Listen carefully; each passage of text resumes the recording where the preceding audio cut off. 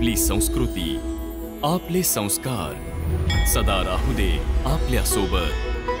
भारताच्या महान ग्रंथांचे आणि काव्यांचे संपूर्ण संकलन. सबस्क्राइब करा तिलक.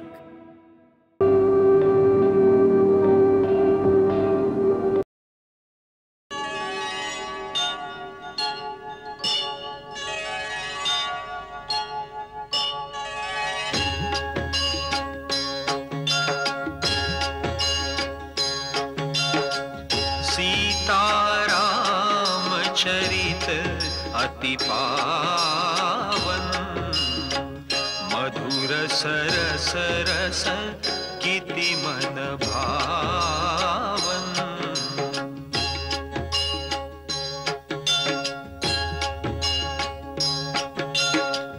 युग युग गीत तयांचे गावे, प्रभु गुण गात मना सुख वावे.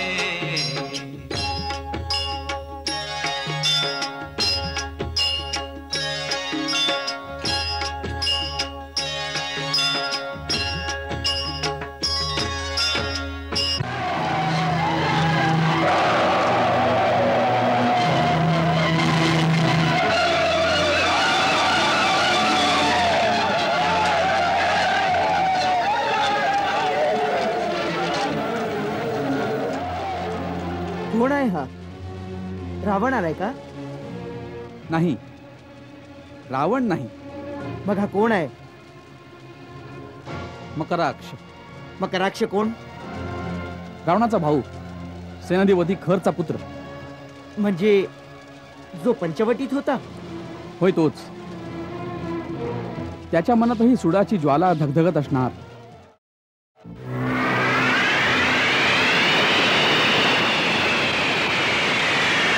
अरे, हा तर सगळ्यांना भेदून येतोय. परंतु अंगदनी त्याला थांबवलं. तो परमयोद्धा आहे लक्ष्मण. एकट्या अंगदला आवरणार नाही. मग ठीक आहे, तर मी स्वतःच जातो. तू कोणीही असेल, माझ्याशी युद्ध केल्याशिवाय नाही जाऊ शकत. मी मच्छरांची युद्ध करायला नाही आलो. कुठे आहे तुझा राम? माझं युद्ध केवळ रामाशीच होईल. माझा प्राण आहे. मी रामाचं मस्तक घेऊनच जाईन. रामाचे मस्तक मागायला कोण आलं आहे? इतक्या मोठ्या मोठ्या गोष्टी करतोयस. कोण आहेस तू? तुला माझ्या नावाशी काय आहे?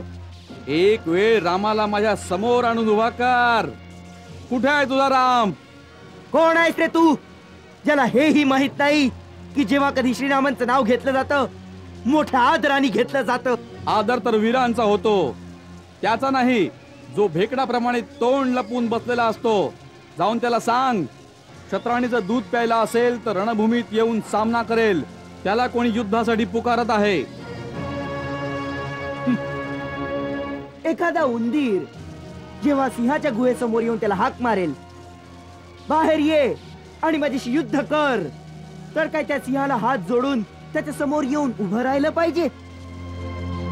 मूर्खा, जी जीभ श्रीरामांचा अनादर करते ती पुन्हा बोलण्यास लायक राहत नाही. त्याच वेळी कापून टाकली जाते.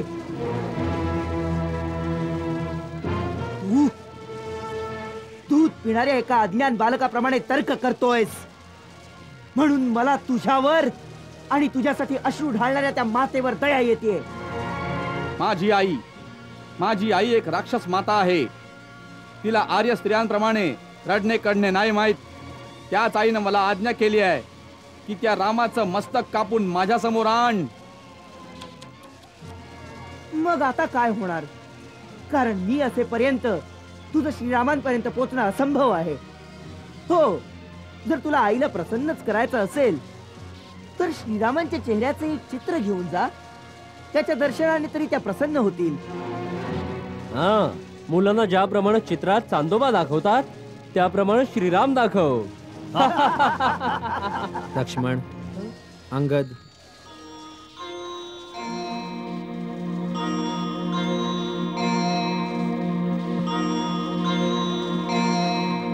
कोण्या वीराच्या संकल्पाची चेष्टा करणे वीरांना शोभा नाही देत.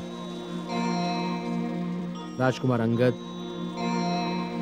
या वीराने आम्हाला युद्धासाठी ललकारले आहे आणि युद्धाचे आव्हान स्वीकारणेही खऱ्या क्षत्रियाचा धर्म आहे.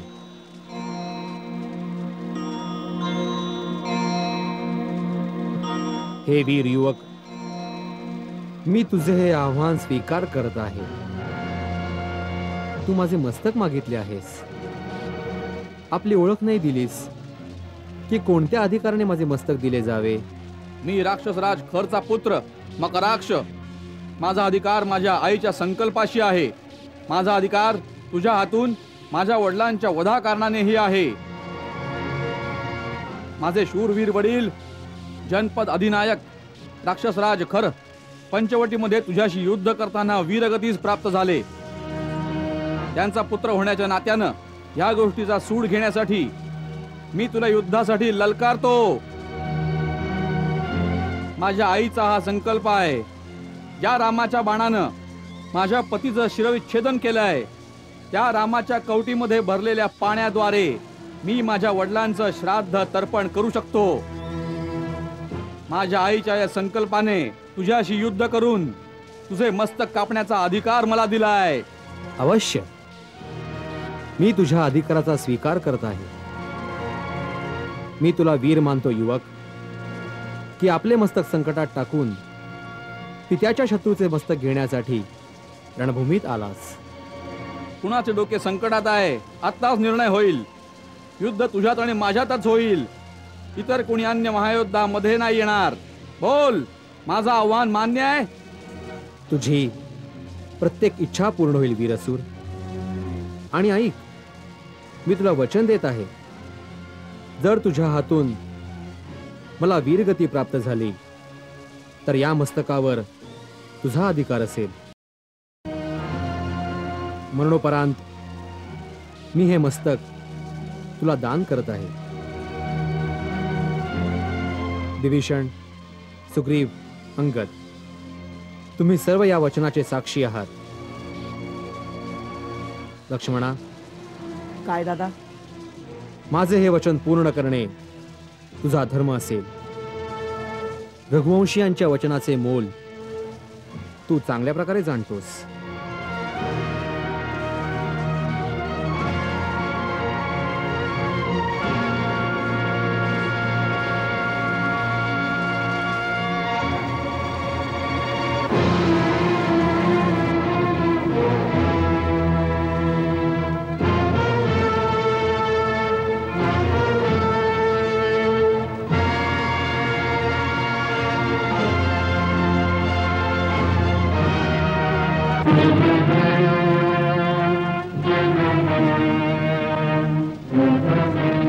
वीरवर मकराक्ष, प्रथम प्रहार तू कर.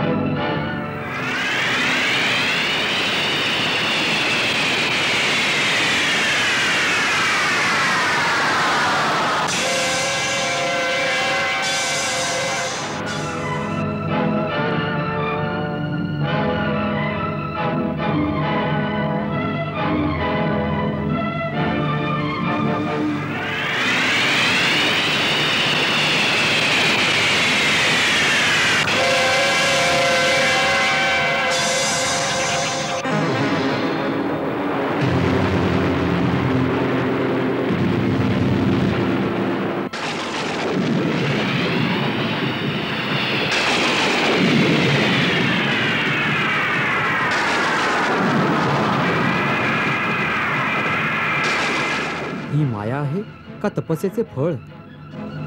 प्रभू, त्याने पवन देवता वायू आणि वर्षाची देवता वरुण यांना आपल्याकडे वश करून ठेवलंय.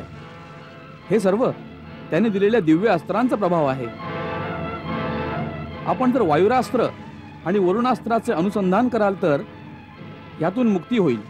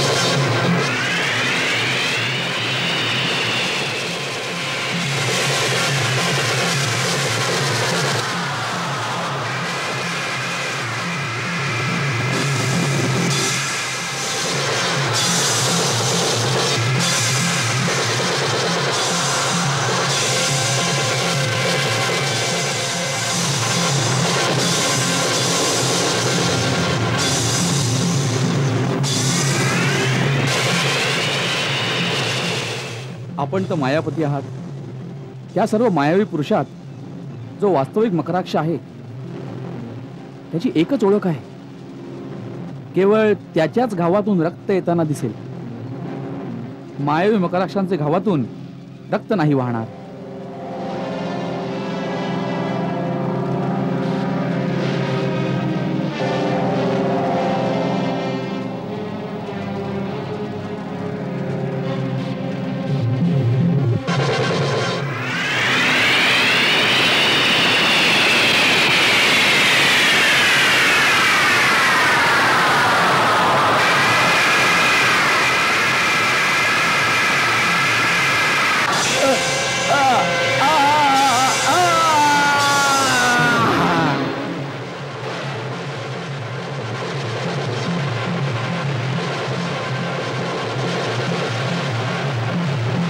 श्री रामप्रभूंचा श्री रामप्रभूंचा श्री रामप्रभूंचा नाही.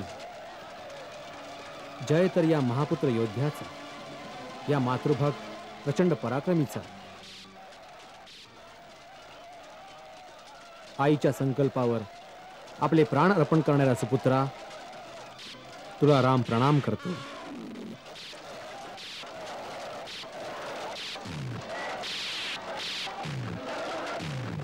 महाराज सुग्रीव, प्रभो, या शूरवीराचे मृत शरीर सन्मानपूर्वक लंकेला पाठवले जावे.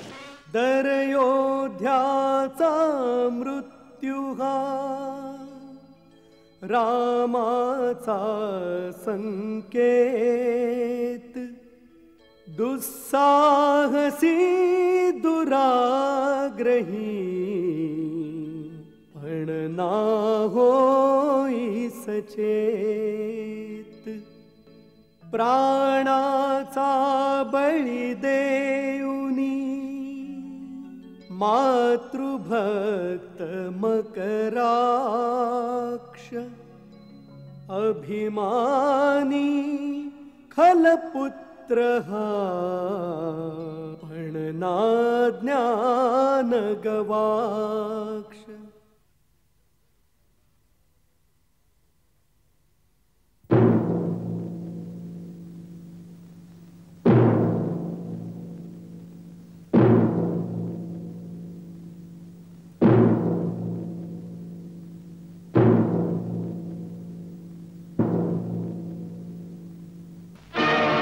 वीर मकराक्ष, तू तर वीराप्रमाणे रणभूमीवर आपले प्राण गमावून गौरवानं मस्तक उंच करून त्या लोकात आपल्या पित्याकडे निघून गेलास, पण लज्जेनं आमचं मस्तक झुकलं.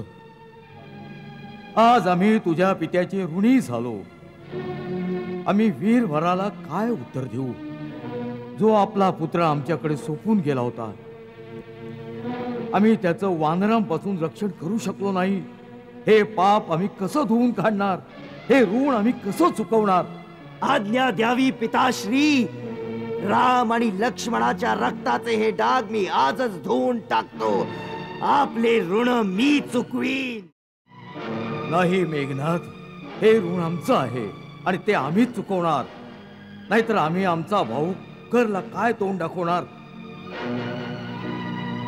तेव्हा आमचा पुत्र प्रहस्त मारला गेला, तेव्हा आम्हाला शोक अवश्य झाला होता. पण त्याच्या मृत्यूला आम्ही लज्जित नव्हतो झालो, कारण तो आमचा पुत्र होता, आमचं धन होतं. आम्ही उधळून टाकलं. पित्याचा आपल्या पुत्राच्या जीवनावर पूर्ण अधिकार असतो, परंतु आपल्या भावाच्या पुत्राचं आपल्या स्वार्थासाठी बलिदान देण्याचा आम्हाला काही अधिकार नाही. याच्या मृत्यूचा आमच्यावर कर्ज झाला आहे. म्हणून यानं जी शपथ आपल्या मातेच्या इच्छापूर्तीसाठी घेतली होती, ती रामाच्या खोपडीत जल भरून आपल्या पित्याचं श्राद्ध कार्य करीन, ती शपथ आज आम्ही घेऊन रणभूमीवर जाऊ. आमच्या बरोबर सैन्याला कूच करण्याचा आदेश दिला जावा. क्षमा करा महाराज.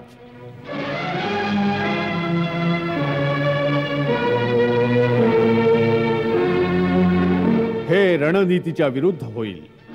जेव्हा एखादा सेनानायक अथवा एखादा महारथी जिवंत असेल, तेव्हा राजाचे स्वतः युद्धभूमीत उतरणे नीतिसंमत नाही होत.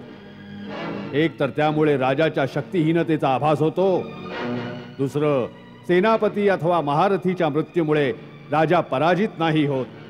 परंतु जर राजाला काही झालं तर साऱ्या देशाचा पराभव त्या क्षणी होत असतो. सेनापती कंपन, तू फक्त सिंहासनाची शोभा वाढवणाऱ्या कोणा राजाशी बोलत नाहीयेस. तू महारथियांचा महारथी, त्रिलोकींचा विजेता, परमशूर रावणाशी बोलत आहेस. आम्ही हे पण पाहत आहोत की शत्रू एक साधारण योद्धा नाही, आमच्या महारथींच्या हातातला नाहीये. तो अशा प्रकारे आमच्या महारथींचा एक एक करून अंत करून टाकेल, तर आमच्या सैन्याचं मनोबल दिवसागणिक क्षीण होत जाईल आणि त्यांचं यश आणि मनोबल अशा प्रकारे उजळून निघेल, ज्याप्रमाणे जशी यज्ञात तुपाची आहुती पडल्यावर अग्नीची ज्वाळा भडकून उठते, यापूर्वी की ती ज्वाळा त्याच्या यज्ञशाळेपासून फैलावत जाऊन आमच्या पूर्ण देशाला भस्म करून टाकेल. आम्ही आजच त्याच्या यज्ञशाळेचा विध्वंस करून टाकू. या युद्धाचं लांबणीवर टाकणं लंकेच्या हिताचं नाही आहे. आमच्या निघण्याचा डंका वाजवला जावा.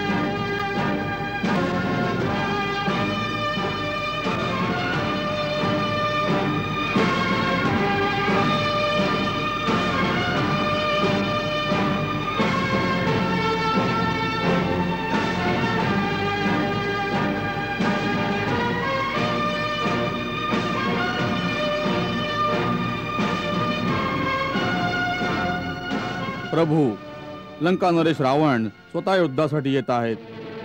स्वतः येत आहेत? इतक्या लवकर? हां प्रभू.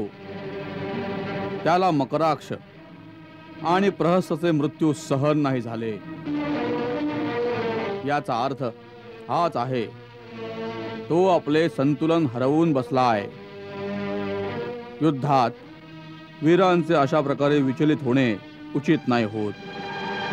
शत्रू इतक्या लवकर विचलित झाला आहे की त्याला आपले परमयोद्धे असून सुद्धा स्वतः युद्धात यावे लागत आहे. हे आपल्या विजयाचे संकेत आहेत.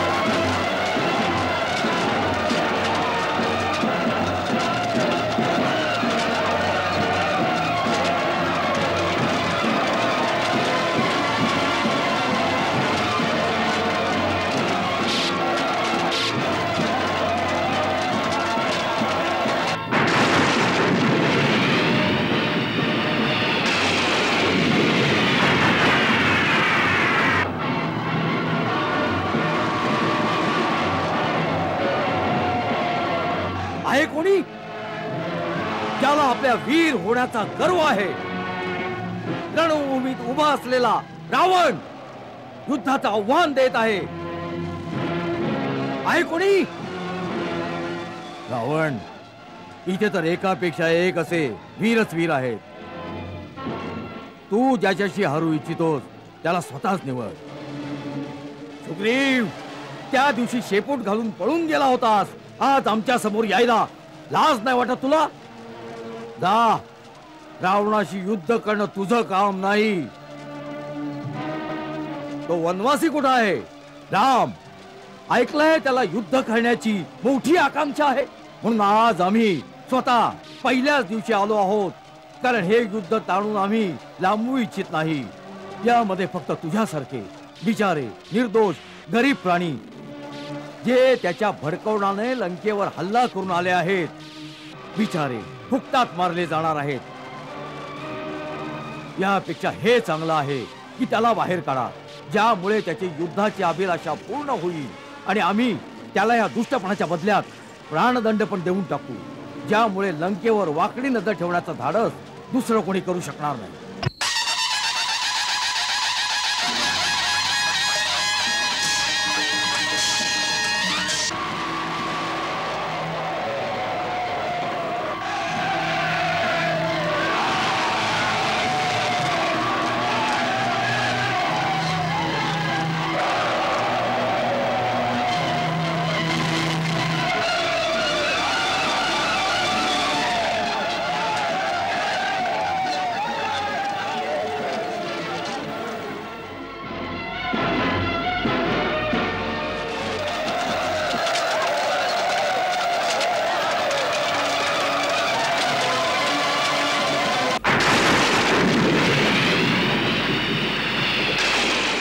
रणभूमीत उभा रावण युद्धाचं आव्हान देत आहे. कोणी? रावण, इथं तर एकापेक्षा एक असे वीरच वीर आहे. तो वनवासी कुठं आहे? राम, ऐकलं आहे त्याला युद्ध करण्याची मोठी आकांक्षा आहे, म्हणून आज आम्ही स्वतः पहिल्या दिवशी आलो आहोत. यापेक्षा हे चांगलं आहे की त्याला बाहेर काढा, ज्यामुळे त्याची युद्धाची अभिलाषा पूर्ण होईल आणि आम्ही त्याला या दुष्टपणाच्या बदल्यात त्याला प्राणदंड देऊन टाकू, ज्यामुळे लंकेवर वाकडी नजर ठेवण्याचं धाडस परत कोणीही करू शकणार नाही. हे तुला कोणी सांगितलं की रस्त्यावरून जाणारा कोणीही दुराचारी चोर जेव्हा पाहिजे तेव्हा रामप्रभूंचं दर्शन घेऊ शकेल? तू तर त्यांच्या हातून शिक्षा भोगण्याच्या पण लायकीचा नाहीस. हे काम पण आम्हालाच करावं लागणार.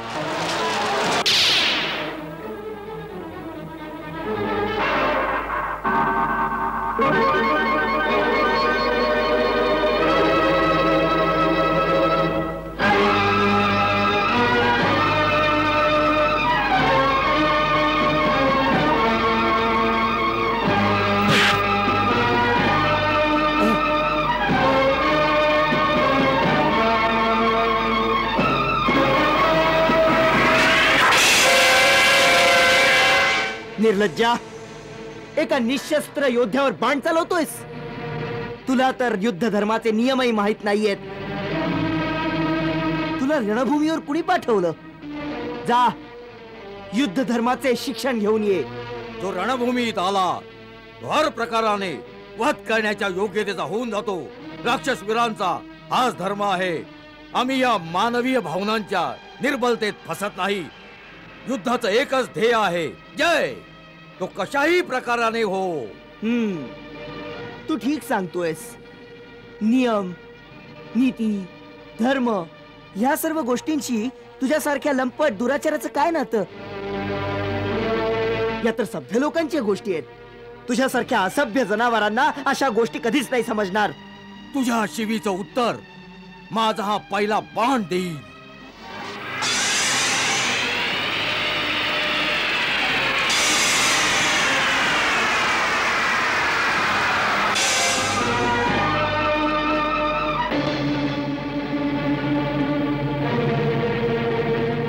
तुझ्यासारखा पापी व दुराचारी जेव्हा निरुत्तरित होऊन जातो ना, तेव्हा केवळ शस्त्राचाच आधार घ्यावा लागतो. तुझ्यासारख्या लोकांसाठी आम्हालाही शस्त्र उचलावं लागतं. कारण की तू विवेक, नीती, धर्माच्या भाषाच नाही समजू शकत. ही पांडित्याची भाषा कोणा ऋषी मुनींना जाऊन ऐकव. युद्धभूमीवर आला आहेस तर गोष्टी कर.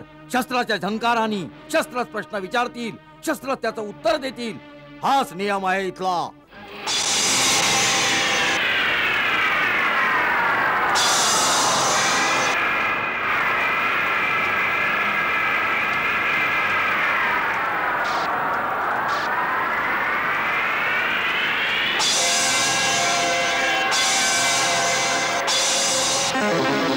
आपण स्वतः जा प्रभू. आपल्याशिवाय त्याचा सामना कोण करू शकेल? तो एकटाच आपल्या अनेक योद्ध्यांना मारून आपल्या सेनेचे मोठे नुकसान करू शकतो. युद्धाच्या पहिल्या दिवशीच जर शत्रूचा प्रभाव अशा प्रकारे वाढला तर आपल्या सेनेच्या मनोबलाचे नुकसान होते.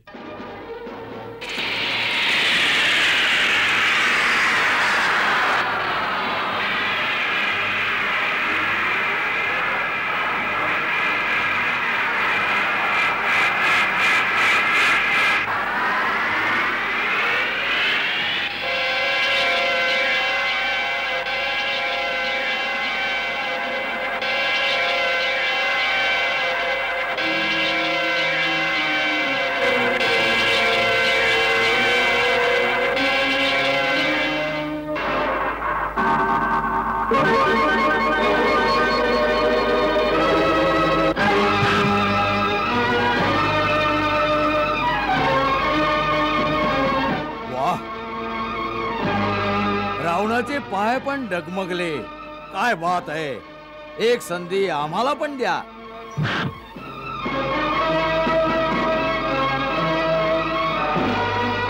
जय श्रीराम.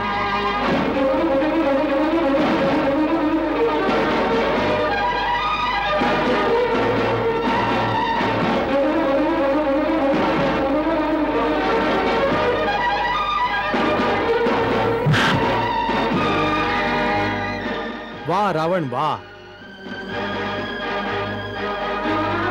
जय श्रीराम. भगवान शिवाच्या त्रिशूळाप्रमाणे प्रचंड वायुपुत्र हनुमानाच्या गदेचा प्रहार तू सहन केलास. तू परम शक्तिशाली आहेस. परंतु किती दुःखाची गोष्ट आहे की अशा शक्तीचा प्रयोग तू अधर्माच्या कार्यासाठी केलास आणि या दुर्दशेला येऊन पोहोचलास. दुर्दशा? कोणाची दुर्दशा? आमची का तुझी? तुझी.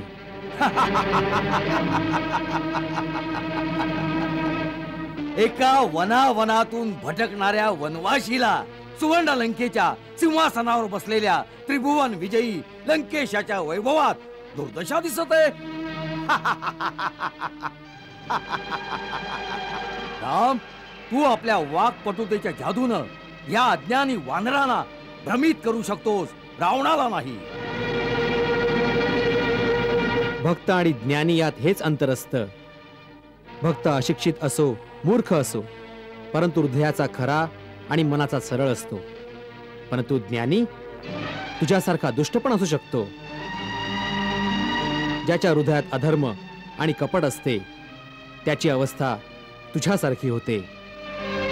ज्याला सुवर्णलंकेच्या राजसिंहासनावर बसूनही जीवनाच्या अपूर्णतेचा काटा बोचतो आहे. यावेळी तुझ्या हृदयात केवळ अशांती, चिंता आणि एक तडफड राहिली आहे, आणखीन काही नाही. तुझ्यासारख्या प्रत्येक दुराचार्याला एका वेळेस या गोष्टीचा असा आभास होतो की त्याची अंतिम वेळ आली आहे आणि तेव्हा तो एका घायल सापाप्रमाणे सुरक्षेसाठी बीळ शोधत हिंडतो, परंतु त्याला कुठेही सुरक्षा नाही मिळत. तीच अवस्था यावेळी तुझी आहे. तुझी अंतिम वेळ आली आहे. तुझ्या पापकर्माच्या विषामुळे तुझ्या मनाच्या शांतीला जाळले आहे आणि तू त्या अशांतीची तडफड, पापाच्या विषारी काट्याची जखम लपवण्यासाठी मोठ्या आवाजात मोठ्या मोठ्या बढाया मारतोयस. त्याला तुझे स्वतःचे मनही नाही मानत.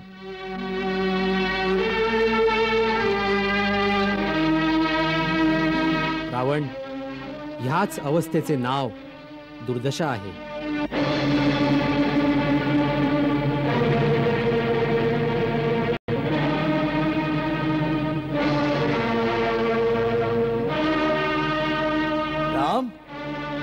ऐकलं होतं की रघुवंशी मोठे वीर असतात, परंतु तुला पाहून ही धारणा दूर झाली. तू तर कोणा राजाच्या दरबारातील उपदेश ऐकवणारा भाट किंवा पंडिताप्रमाणे कुणी उपदेशक वाटतोस. अरे जे वीर असतात ते धनुष्यबाणाने बोलतात, तोंडानं नाही. हा खांद्यावर जो धनुष्य लटकावला आहेस ना, तो काही शोभेची वस्तू नाही आहे. त्याने बाण सोडले जातात असे.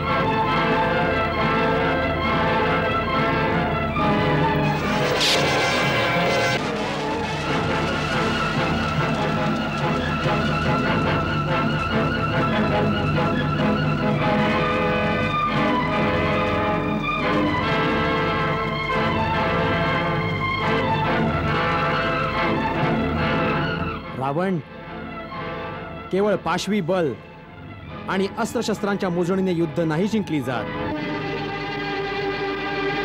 युद्ध जिंकण्यासाठी धर्म आणि आध्यात्मिक शक्ती परम आवश्यक आहे. तू लक्ष्मणाला सांगितले होतेस की तुमच्याकडे काही नीती, काही धर्म नसतो. आमच्या इथे युद्धाचाही धर्म असतो. आम्ही शस्त्रहीन आणि निशस्त्र शत्रूवर कधी वार नाही करत. ही आहे रघुवंशीयांची वीरता. लंका नरेश, ह्यावेळी तू शस्त्रहीन, सुरक्षाहीन आणि अपमानित अवस्थेत केवळ शत्रूच्या दयेवर जिवंत आहेस. ह्याचंच नाव आहे दुर्दशा. ज्ञानहीन दशानना करुणी केले शस्त्रविहीन. मानपान अभिमान हिरावून घे सकल श्रीराम. आता जा, उद्या परत शस्त्र घेऊन ये.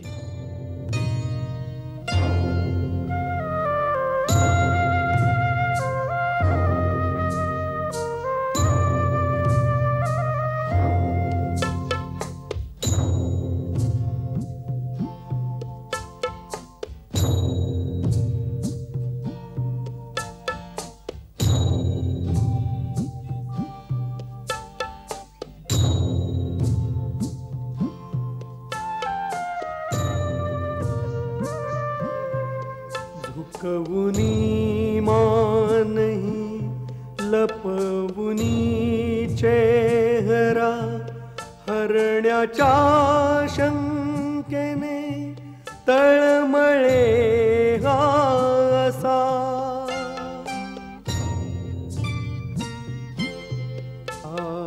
दंभाचा निखळला आरसा हरपुनी स्वस्थता व्याकुळ जाहला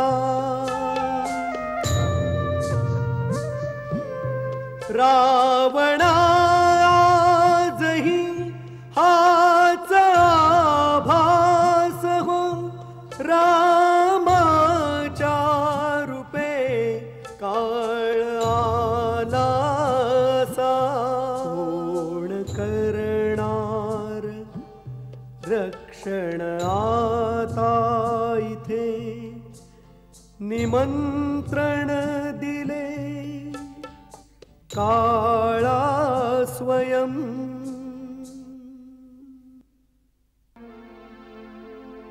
वाटेने रथातून जाई जसा पथ चाले आता पायी स्वता सुड भावना धरुनी मनी अपमानाची काजळी मुखावर चढे हा राम द्वेष्टा येता रामा पुढे अहम ब्रह्मास्मीचे पंख जळे तुटतो तेव्हा उंचीचा भ्रम शरमेने मुख हे डागळे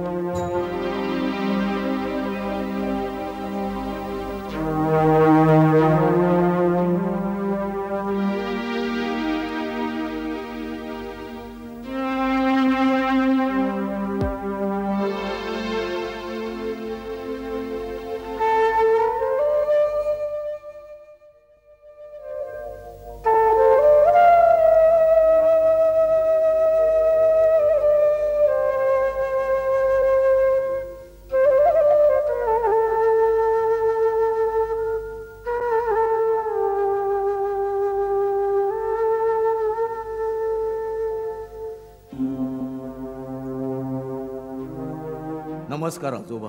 चिरंजीवी हो, यशस्वी हो. काय झालं बाळा? तुझे गात्र शिथिल झाले आहेत. तुझ्या चेहऱ्यावर चिंतेचे ढग घिरट्या घालत आहेत. तुझ्या विशाल डोळ्यांमध्ये निराशेची उदासीनता मिणमिणत आहे. आजोबा, आपण आमची मजा बघायला आलात? आमचा अपमान करायला आलात? हे काय बोलतोयस लंकेश? की परत तीच गोष्ट सांगायला आलात की सीतेला घेऊन रामाच्या चरणावर जाऊ? नाही, आता ती गोष्ट सांगण्याची वेळ नाहीये. होय पुत्रा, युद्धाला थांबवण्यासाठी माझा तो सल्ला त्यावेळी योग्य होता. परंतु आता युद्ध आरंभ झाले आहे. आता मी तुला अशी कोणतीही गोष्ट नाही सांगणार ज्यामुळे लंकेच्या यशाला डाग लागेल. आता तर शूरवीराप्रमाणे लढले पाहिजे. आता एक तर सीतेला लंकेची महाराणी बनवशील किंवा शूरवीराप्रमाणे आपले मस्तक रणचंडीच्या पायांवर अर्पण करशील. शूरवीराप्रमाणे मरणे ही पुरुषाची एक शान आहे. तू माझे बालक आहेस, मी मांडीवर खेळवलंय तुला. नेहमी तुझ्या उन्नतीची, समृद्धीची आणि कीर्तीची शुभकामना केली आहे. तू या पृथ्वीवर असुरांचा सरदार आहेस. तुझं मस्तक झुकलं गेलं तर या जमिनीवर राक्षसांना तोंड लपवण्यासाठी काही जागा नाही राहणार.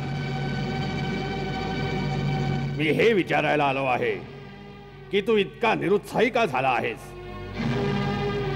उत्साहहीन नाही झालो आजोबा, विचाराधीन झालो आहे. कोणत्या विचारात गर्क झाला आहेस वत्सा? जितकं सरळ वाटलं होतं तितकं सोपं नाहीये शत्रूवर विजय मिळवणं. आजोबा, शत्रू प्रबळ आहे. तू स्वतः प्रबळाहून प्रबळतम महाप्रलय आहेस दशानन. तू इंद्राचे वज्र, शिवाचे त्रिशूळ आणि विष्णूच्या सुदर्शन चक्राचा सामना केला आहेस. हीच तर विचार करण्याची गोष्ट आहे आजोबा.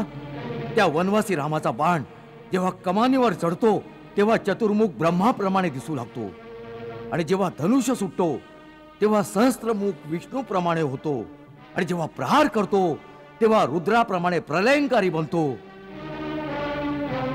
आजोबा, आम्ही इंद्राचं पुलिश, शिवाचं त्रिशूळ आणि विष्णूचं सुदर्शन चक्र आमच्याकडे येताना पाहिलंय. पण त्यांच्यामध्ये आणि रामाच्या बाणामध्ये अगाध फरक आहे. रामाच्या बाणाची गती एवढी तीव्र आहे की कधी धनुष्य सुटतो, कधी निशाणावर लागतो. देवतांची दृष्टी पण त्यांना पकडू शकत नाही. मग या साध्या डोळ्यांनी कसं दिसू शकेल? जणू तिन्ही लोकांच्या शक्ती त्यांच्यामध्ये सामावल्या आहेत. आज त्यांना आमच्याशी युद्ध नाही केलं, फक्त आमचा अपमान केला आहे. जसं कोणी लहान मुलाबरोबर खेळ करून त्याला पिटाळून लावतो. जितकं सहज वाटलं होतं तितकं सरळ नाहीये शत्रूवर विजय मिळवणं. आजोबा, शत्रू प्रबळ आहे. तू स्वतः प्रबळाहून प्रबळतम महाप्रलय आहेस दशानन. तू इंद्राचे वज्र, शिवाचे त्रिशूळ आणि विष्णूच्या सुदर्शन चक्राचा सामना केला आहेस. हीच तर विचार करण्याजोगी गोष्ट आहे आजोबा.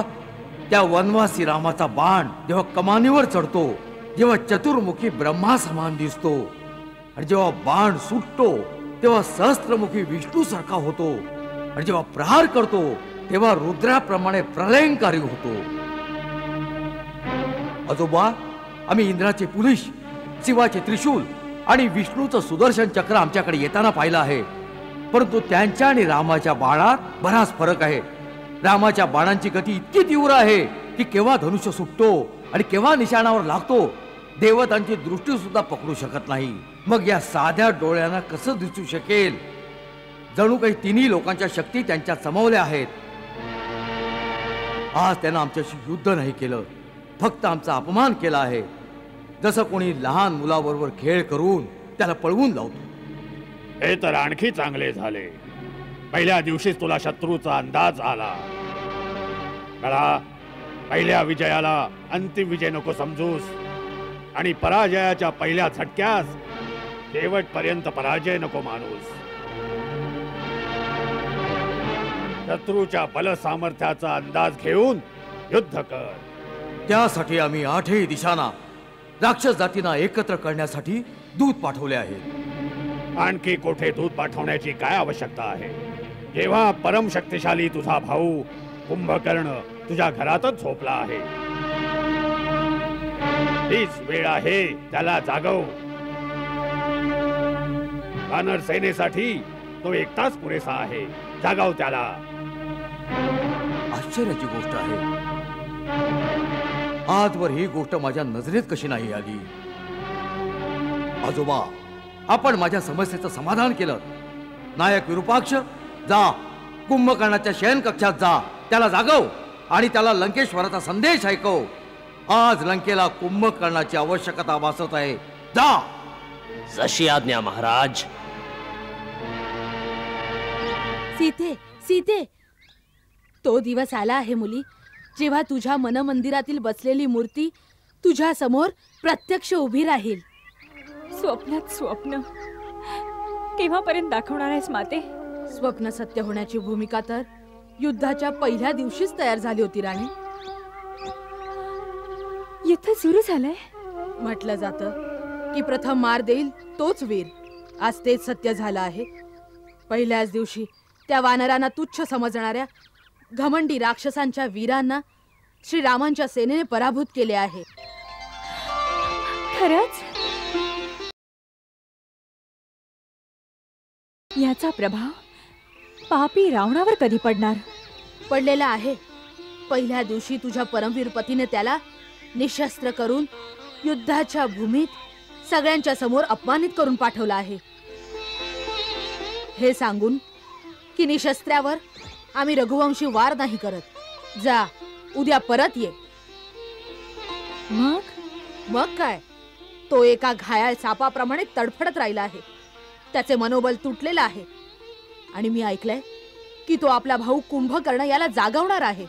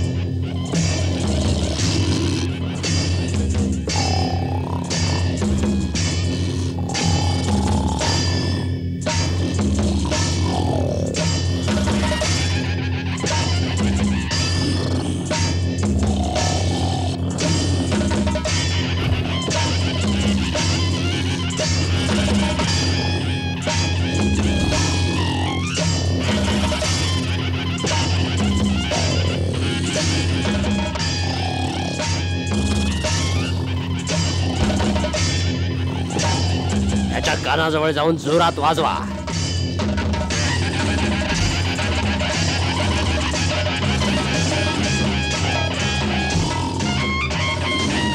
आणखी जोरात.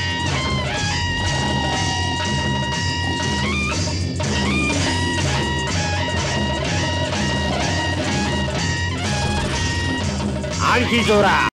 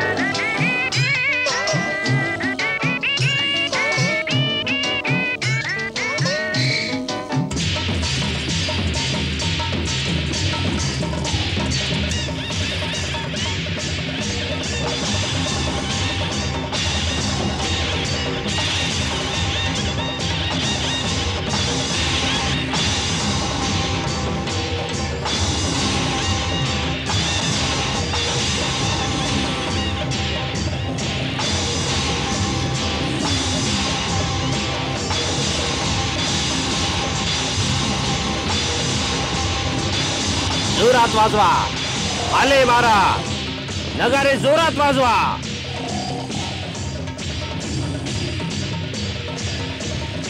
त्यांना जागवण्याचा प्रयत्न करा. जोरात, आणखी जोरात.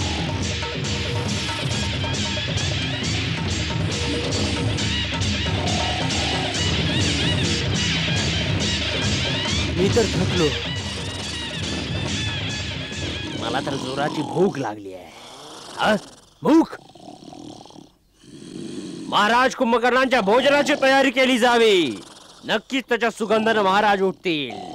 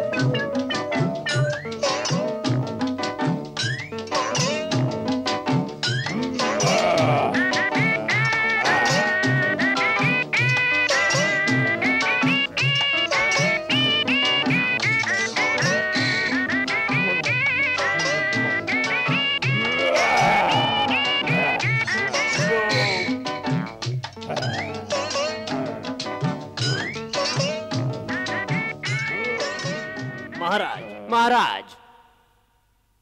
सेनापती विरूपाक्ष, वेळेच्या आधी आम्हाला उठवण्याचे साहस तुम्ही कसे केलेत? लंकाधिपती रावण कुशल तर आहेत? होय छोटे राजे, महाराज रावण सकुशल आपल्या महालात बसलेले आहेत. तर मग काय आहे? लंकेवर तर काही संकट नाही आले? होय, आतापर्यंत तरी लंका पूर्णपणे सुरक्षित आहे, परंतु आता तिची सुरक्षा संकटात आहे. चारही बाजूंनी सुग्रीवाच्या वानर सेनेनं वेढलं आहे. वानर सेनेने वेढले आहे, परंतु वानरराज वाली बरोबर आपली मित्रता होती. वाली मारला गेलाय. त्याचा छोटा भाऊ सुग्रीव वानर देशात सिंहासनारूढ आहे आणि अयोध्येचे वनवासी राजा रामाच्या सहाय्यासाठी आपल्या वानर सेनेसह लंकेवर हल्ला केलाय. वानरांनी लंकेच्या राजधानीला घेरलंय. परंतु का? अयोध्येच्या रामाला लंकेकडून काय पाहिजे? आपली पत्नी. आपली पत्नी? अर्थात लंकेश्वरांनी त्यांची पत्नी सीतेला पळवून आणलंय. सीतेला पळवून आणले? साक्षात जगदंबेला पळवून आणले? अशी दुर्बुद्धी त्यांच्या मनात कशी उत्पन्न झाली? कोणी त्याला समजावले नाही? होय, आपले छोटे भाऊ विभीषणानं भरलेल्या दरबारात त्यांना ही गोष्ट समजावण्याचं साहस केलं तर महाराज रावणांनी त्यांना लाथ मारून राज्यातून बाहेर काढलं. काय शत्रू खूप शक्तिशाली आहे. आज रणभूमीत रामानं ना केवळ लंकेश्वरांचा उपहास केला परंतु घोर अपमान पण केला.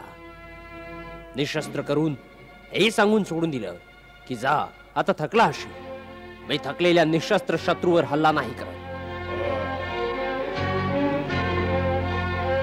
महाराज रावण आपल्या महालात आपली प्रतीक्षा करतायत.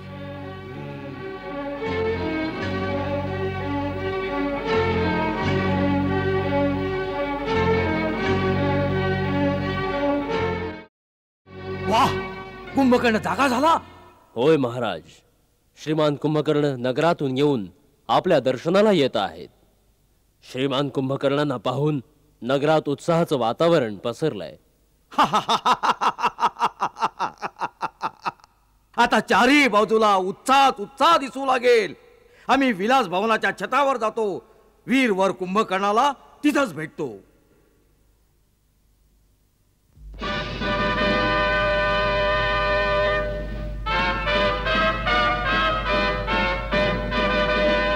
दीर्घायु भव.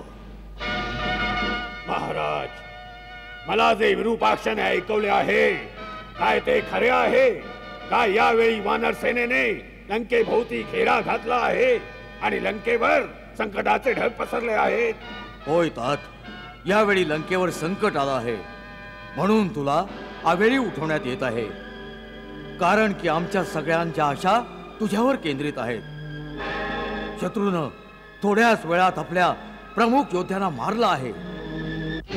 जोपर्यंत समुद्राच्या पलीकडून दुसऱ्या ठिकाणाहून आणखी राक्षस योद्धा मदतीस येत नाहीत तोपर्यंत या उरल्या सुरल्या सेनेसह लंकेचं रक्षण करणं फार कठीण दिसत आहे. लंकेचा कोशही रिकामा होणार आहे. यासाठी तुझं युद्धभूमीवर जाणं अवश्य झालं आहे. इंद्रजित कडून काही नाही झाले. जेव्हा आम्ही स्वतः रामाची टक्कर देऊ नाही शकलो तेव्हा इंद्रजित त्याच्याशी सामना कसा करणार? म्हणून आम्ही त्याला अजूनपर्यंत युद्धात नाही पाठवले. आपण स्वतः काय रणभूमीवर गेला होता? होय, जेव्हा प्रहस्त आणि मकराक्षही मारला गेला तेव्हा आम्ही विचार केला की शत्रू अशा योद्ध्यांना वश नाही होणार. युद्ध वाढत जाईल आणि लंकेच्या रहिवाशांचं मनोबल दिवसेंदिवस मंद होत जाईल. म्हणून आम्ही निश्चय केला की आम्ही स्वतः जाऊन एकाच बाणात शत्रूचा समूळ नाश करू. परंतु शत्रू इतका निर्बल नाही निघाला जितका आम्ही समजलो होतो. त्याने आमच्या सर्व अस्त्रांना कापून आम्हाला निशस्त्र करून टाकले. आणि सर्वात मोठा आघात त्याने तेव्हा दिला जेव्हा त्याने त्या अवस्थेत आमचा वध नाही केला. युद्धात मेल्यामुळे आमच्या वीरतेला डाग नाही लागत, परंतु त्याने आम्हाला अपमानित करून परत पाठवलं. आज सर्व जग आमच्यावर हसत असणार. इतकंच काय, सीता पण माझा उपहास करेल. आता मी कोणत्या गौरवाच्या अहंकाराला घेऊन तिच्या समोर जाणार? कुंभकर्ण, माझ्या भावा, यासाठी तू युद्धभूमीवर जाऊन त्या वानरांचं आणि मानवांचं भक्षण करणं आवश्यक झालं आहे. आज राक्षस जातीची लाज तुझ्या हातात आहे. तुला रावणाच्या अपमानाचा बदला घ्यायचा आहे रामाकडून.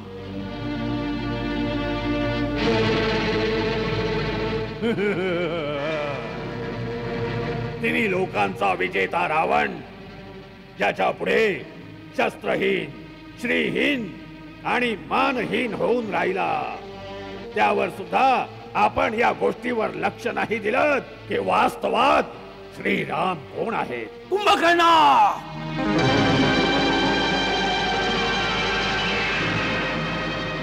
शत्रूला श्री लावून संबोधित करू नकोस. महाराज, डोळे मिटून सुद्धा सूर्याचा प्रकाश लोप नाही होत. जे तिन्ही लोकांचे स्वामी आहेत, स्वतः श्रीमान नारायण आहेत, त्यांना श्रीरामच म्हटले पाहिजे. दादा, आपण बहुधा हे विसरला आहात की श्रीरामांच्या काही पिढ्या अगोदर इक्ष्वाकू वंशाच्या राजाने आपल्याला शाप दिला होता की जेव्हा स्वतः श्रीमान नारायण आपल्या कुळात अवतार घेतील तेव्हा त्याच नररूपात आपला विनाश करतील.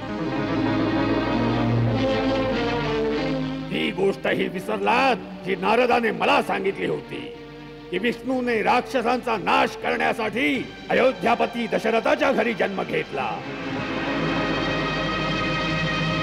दादा, ब्रह्माची गोष्टही विसरलात तरी सुद्धा आपण महाराणी सीतेला पळवून आणलेत, जी स्वतः लक्ष्मीचा अवतार आहे.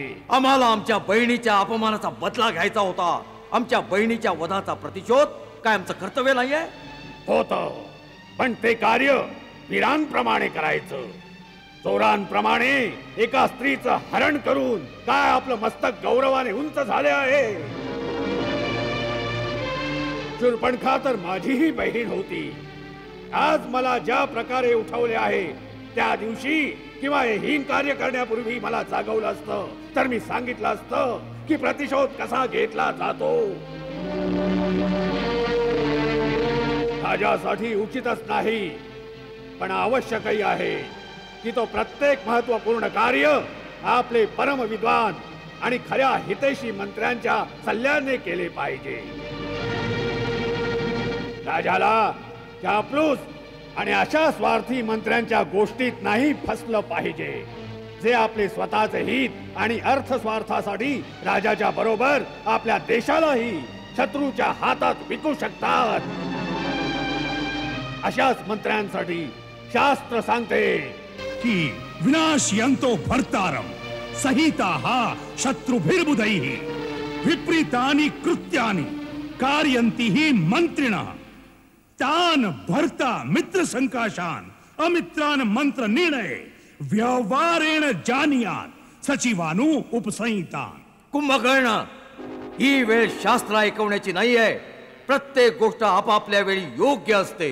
हीच गोष्ट तर मी सांगू इच्छितो दादा की आपण योग्य वेळी योग्य गोष्ट नाही केली. नीती सांगते की पुरुषाला धर्म, अर्थ आणि काम यांचे सेवन योग्य वेळीच केले पाहिजे. जसे प्रातः काळी धर्माचे, मध्यान्ह काळात अर्थ सेवनाचे आणि रात्रीला काम सेवनाचे विधान आहे. त्या तिघातही धर्म श्रेष्ठ आहे. म्हणून जेथे अर्थ आणि कामाचे सेवन धर्माविरुद्ध असेल तेथे त्या दोघांची उपेक्षा करून धर्मानुसारच चालले पाहिजे. मंगल भाव मनात जपोनी दशरथ राज आनंदे मनोमानी.